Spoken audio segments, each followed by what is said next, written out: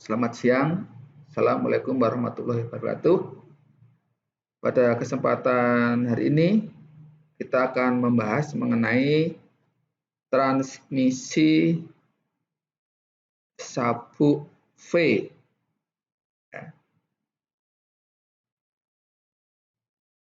Transmisi sabuk V adalah salah satu sistem pemindahan tenaga atau putaran.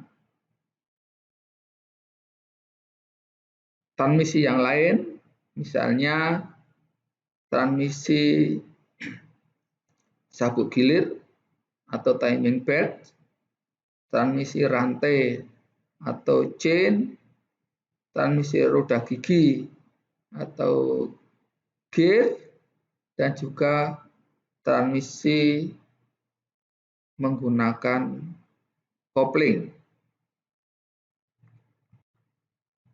Sabuk V digunakan misalnya pada mesin kendaraan, baik petrol engine maupun diesel engine. Ini adalah sabuk V-nya, itu memindahkan tenaga dari crankshaft atau main ke fan atau ke alternator. Sabuk V juga digunakan pada mesin pertanian, misalnya mesin pembajak. Ini adalah sabuk V-nya. Sabuk V digunakan juga pada kompresor piston. Sabuk V juga digunakan pada mesin bor atau drilling mesin. Sabuk V digunakan juga pada mesin penyosok beras atau rice huller mesin.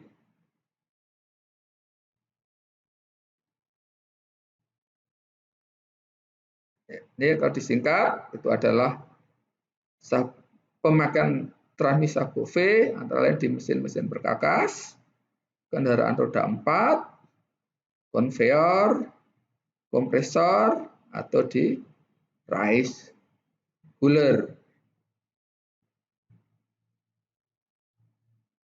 Ini jenis-jenis transmisi sabuk dulu. Jadi sabuk V hanya merupakan salah satu dari sistem transmisi sabuk.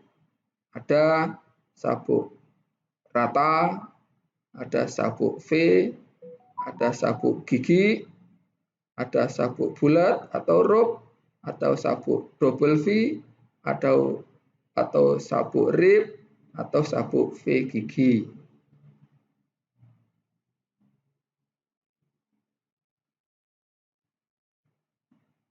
Ini adalah penampang dari sabuk flat, sabuk V, rope, dan timing belt.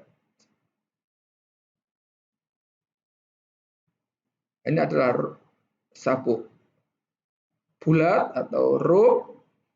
Kemudian yang ini adalah sabuk flat. Juga ini ada sabuk flat belt, tapi yang untuk tenaga-tenaga besar. Ya, ada juga flat belt, itu ada berbagai ukuran. Ini adalah contoh dari timing belt atau rib belt. Yang bawah ini adalah atau poly V belt.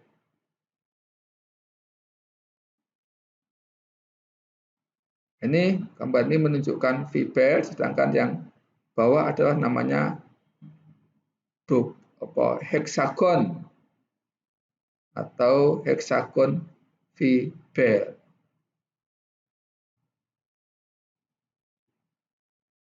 Nah, ini seperti timing belt disebut dengan Cook belt. Yang satu lagi disebut dengan double side timing belt.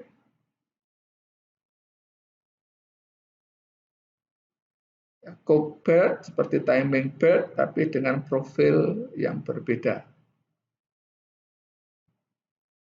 Sekarang kita lanjutkan mengenai standar sabuk V.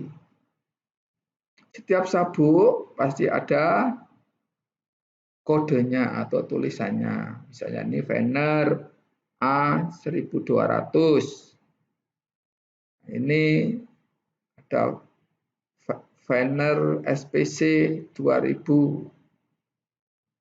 Nah, ini juga pada puli, biasanya juga ada kodenya.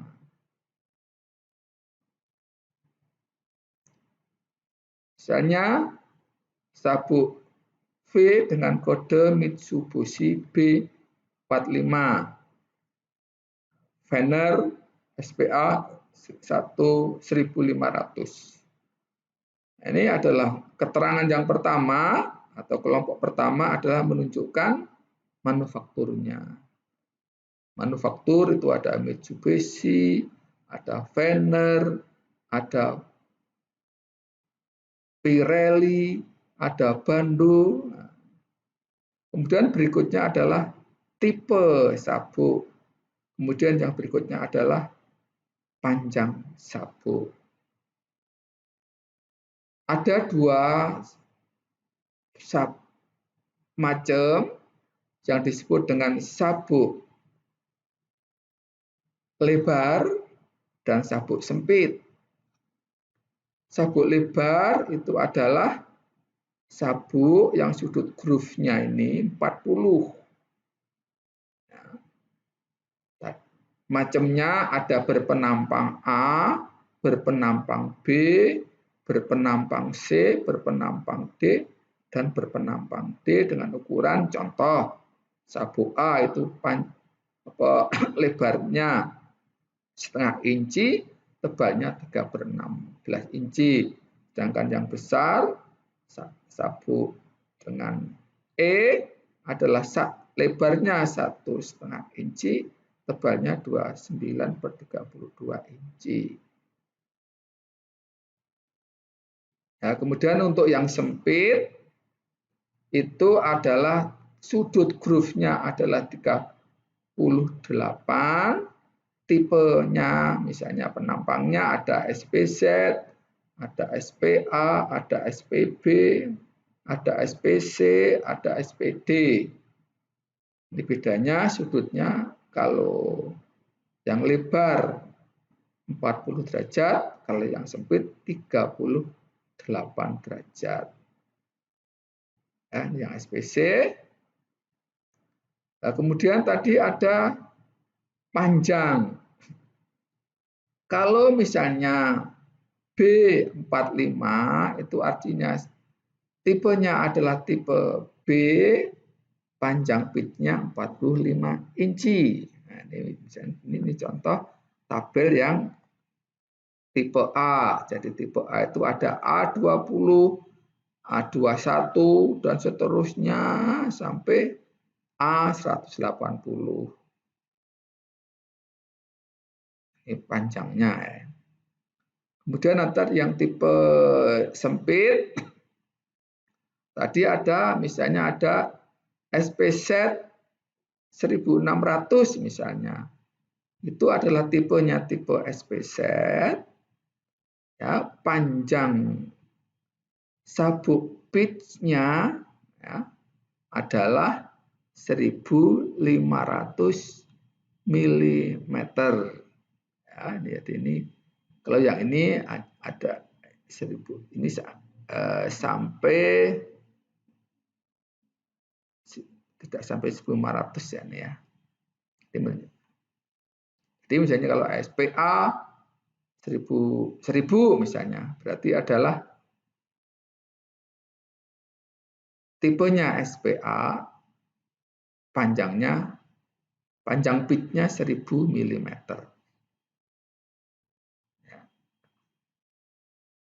Kemudian materialnya. Material sabuk V itu ada yang namanya ada kanvasnya, ada karetnya, ada intinya, ada karet, Ada kanvas, ada juga penguatnya. Nah, kemudian dilihat dari jumlah sabuknya, ada yang namanya single V-bed, adalah V-bed yang hanya satu buah. Double V-bed berarti 2, triple V-bed berarti 3, quadruple V-bed berarti 4, ya quintuple V-bed 5, sextuple V-bed 6, septuple V-bed 7. Nah, ini contohnya, yang ini adalah triple 1, 2, 3.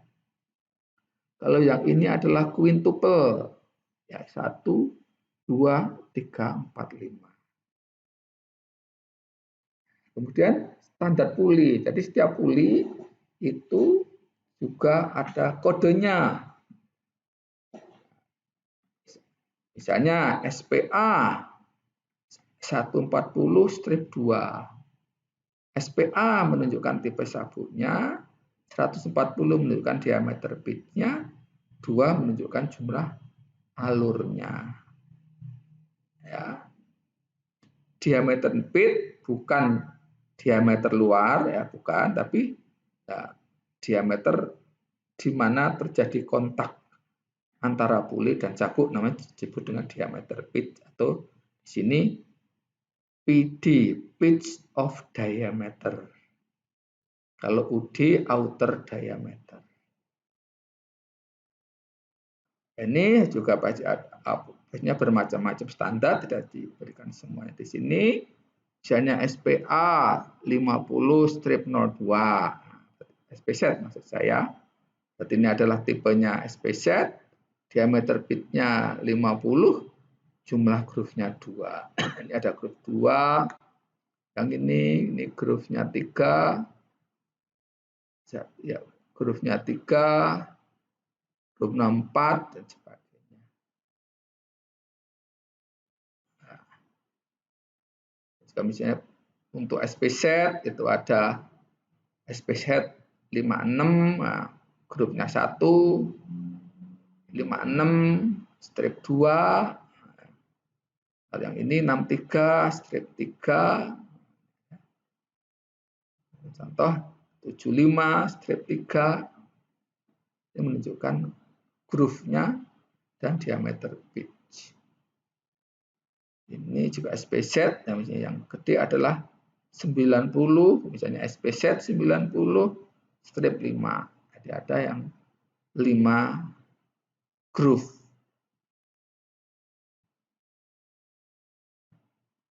Ini ada juga yang 100 SPZ 140, strip 5. Dicat. Diameternya 140, jumlah alurnya groove-nya 5. Nah, sekarang bagaimana hubungan ukuran dan tenaga? Jadi tipe A, tipe B, tipe C, tipe D, tipe E itu adalah tergantung dari tenaga yang dipindahkan dan putaran puli kecil. Misalnya tenaganya yang dipindahkan itu 10, tenaga perancangan ya, tapi ya 10 kilowatt. Nah, ini ya 10 misalnya. Kemudian putarannya 1500. Pertanyaannya memakai sabuk apa? Nah, ini ya di tenaganya 10 ditarik ke atas.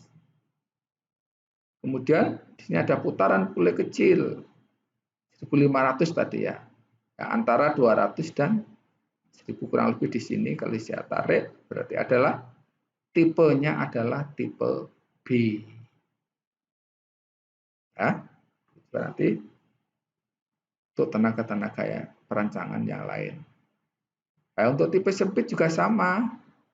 Misalnya tadi untuk tenaga 10 kilowatt ini, kemudian putarannya 1500, Oh, ini ternyata kalau menggunakan sabuk sempit masih daerah tipenya adalah SPZ. Ya, itu adalah hubungan antara tipe sabuk, tenaga perancangan, dan putaran pule. Nah, kemudian bagaimana menentukan panjang sabuknya? Ya, panjang sabuk, misalnya ini pule yang satu D1, pule yang dua diameternya D2 dengan jarak sumbunya adalah L, maka rumus yang dipakai LB itu adalah length of bed, ada 2 kali L, jarak sumbu ditambah 1,57 kali D1 tambah D2. Kemudian ditambah lagi D1 dikurangi D2 kuadrat dibagi 4L. Ingat bahwa L besar ini adalah jarak dari jarak antara sumbu pule satu dengan pule yang lain. Nah, kemudian juga yang bagaimana pengencangan. Pengencangan sabuk itu adalah sangat penting. Terlalu kencang terjadi internal stress, terlalu kendor menjadi slip. Karena ada standarnya. Standarnya apa? Adalah ditentukan oleh gaya. Jadi kita tekan berapa newton atau berapa kilo, harus melentur berapa mili. Ya. Bagaimana cara menentukannya? Cara menentukannya tadi dipengaruhi oleh jenis sabuknya, ya, apakah A, B, C, atau SPA, SPB, SPC, kemudian juga jarak sumbu. Nah, standar pengancangannya dilihat dari tabel. Nah, misalnya untuk tipe A, itu gayanya minimum 0,68, ya. Kemudian beban maksimumnya ada 2 pengecekan, kalau kita 1,02 kg harus melentur ya dengan rumus Y L dibagi 100 kali 1,6. L adalah panjang jarak sumbu. Nah, misalnya nanti tipe A, kalau kita beri gaya 0,68 kilo, itu harus melentur hasil perhitungan dari JL plus 100 kali 1,6. Atau kalau kita beri gaya 1 kilo, melentur YL plus 100 kali 1,6. Jadi kalau menggunakan misalnya 0,68 kilo dengan lenturan yang hasil perhitungan ini, berarti ini standar yang paling kencang. Sedangkan kalau 1,0 diberi gaya 1,02 kg melentur ini adalah standar yang paling kendor. Kalau untuk SPZ, SPA gimana? Nah, ini gayanya ditentukan dengan tabel seperti ini. Harus tahu profilnya dulu, SPZ, SPA, SPB, atau SPC. Kalau SPA berarti gaya penekanannya adalah 50 Newton atau 5 kilo. Untuk menentukan lenturan, nah ini pakai rumus yang ini. Y L plus 100 kali E. L juga jarak dari sumbu puli yang satu dengan puli yang lain. Sedangkan E-nya tergantung dari puli, diameter puli kecil. Misalnya untuk puli yang diameternya 120 misalnya. Maka kalau 120 berarti menggunakan E 2,3. Kalau diameter puli kecilnya 120. Kalau diameter pulinya pas 100 misalnya, pakai yang mana? Pakai yang 2,3 atau 2,75. Karena di sini ada equal 100, equal atau sama less than and equal, maka menggunakan yang 2,73. Ya, jadi kalau diameternya 120, diameter kecil 120, maka menggunakan 2,3. Jadi kalau ditekan 5 kilo harus melentur hasil perhitungan dari L bagi 100 kali 2,3. Standarnya itu. Alatnya apa? Alatnya namanya tensioner. Ya, seperti ini. Kalau enggak punya, ya dengan menggunakan timbangan pegas. Jadi nanti kalau ditekan, ini akan membaca skalanya. Ya, ditekan maka dia akan terjadi displacement dan menunjukkan angka berapa. Harus kita tekan. Jadi kalau misalnya 50 Newton harus pas 5 kilo kita paskan, kemudian melenturnya berapa kita ukur dengan menggunakan jangka sorong. Makanya akan didapat bahwa kalau saya beri gaya misalnya 5 kilo, melenturnya berapa, kalau masih lebih besar dari hasil perhitungan tadi, maka artinya masih kendor. Tapi kalau ditekan dengan 5 kilo, kemudian melenturnya lebih kecil dari standar dari hasil perhitungan, maka namanya kekencangan. Maka harus disetting kembali sampai memenuhi standar lenturannya.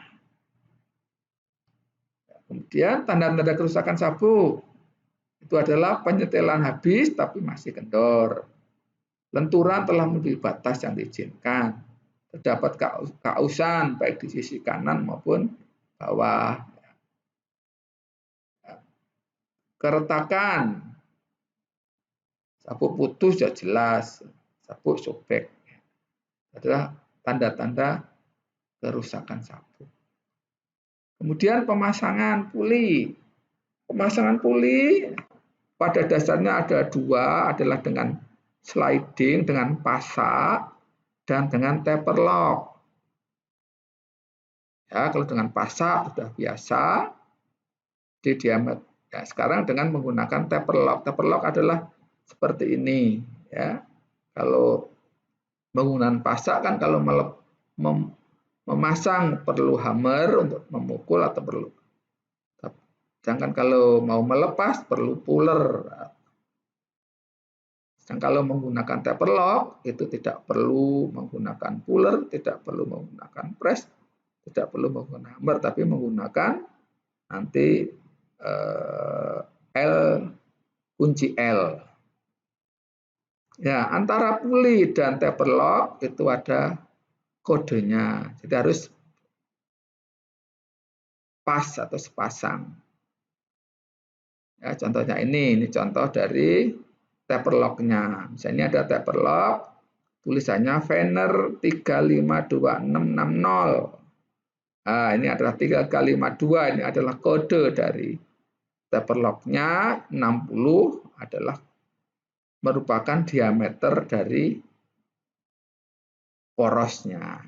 Ini ada dua baut, baut tanam dua.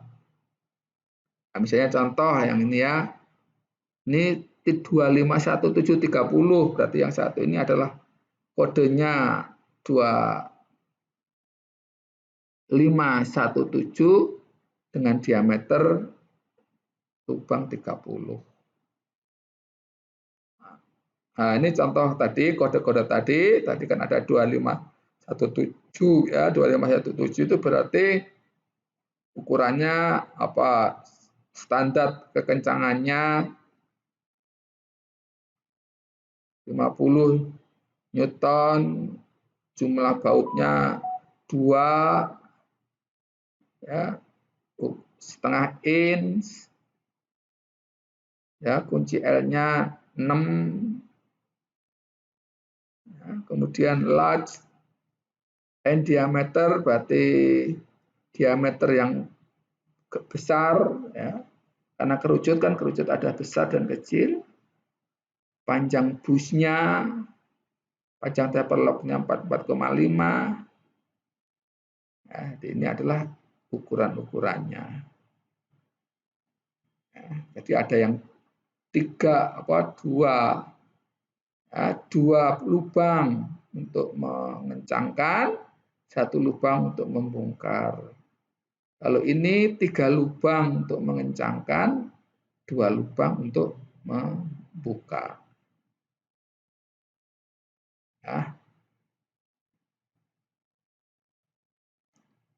Setiap kode taper lock memiliki variasi diameternya, misalnya 2517 itu ada yang diameter lubangnya 16, 18, 19, 20 sampai diameter lubang 60. Sedangkan yang kodenya 12 taper lock yang kode 1210 itu punya yang tersedia ini ya 11, 12 ya, dengan diameter lubang 12, diameter lubang 14 dan diameter lubang 32 yang adanya. Nah, itu sama. Kemudian bagaimana melakukan kelurusan puli? Puli itu harus lurus. Nah, karena kalau nggak lurus itu adalah akan terjadi kerusakan, tidak awet. Misalignment artinya tidak lurus. Kalau alignment artinya lurus. Pada puli yang terjadi yang namanya parallel misalignment. Ya, ini dan ini jajar tapi beda posisi. Ya, ini adalah angular, menyudut nih pulinya. Sedangkan ini kombinasi.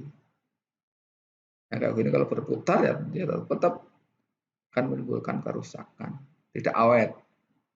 Bagaimana cara mengalignmentnya? Ya, menggunakan mistar baja. Jadi kalau kita paskan, kita pepetkan, telap, maka ini akan kena. Kalau kena itu artinya sudah lurus. Atau menggunakan kawat juga boleh. Nah, ini kawat yang ditarik, makanya kalau kena. Atau mau canggih lagi pakai laser, silahkan. Tapi terlalu mewah. Ya. Jadi